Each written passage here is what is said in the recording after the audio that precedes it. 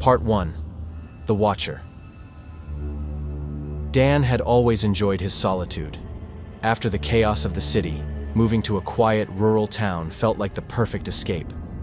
The small two-story house at the end of a long, narrow road was surrounded by dense woods, giving Dan the isolation he craved.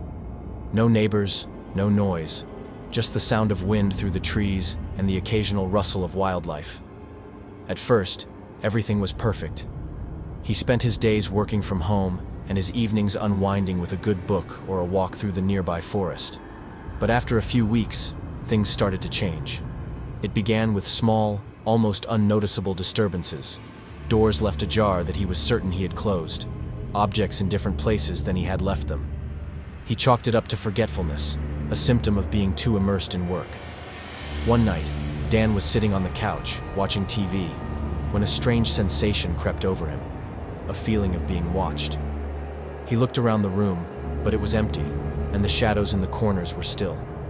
Shrugging it off, he went back to his show. But the feeling persisted. It wasn't just in the living room, in the kitchen, in the bathroom, even in his bedroom. Wherever Dan went, the sensation followed. It was subtle at first, like a pair of eyes just outside his peripheral vision, but it grew stronger with each passing day.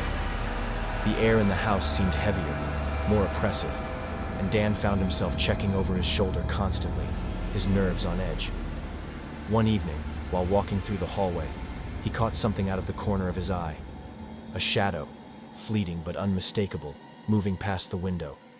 He froze, staring out into the darkened yard, but there was nothing there, just the trees, swaying gently in the breeze.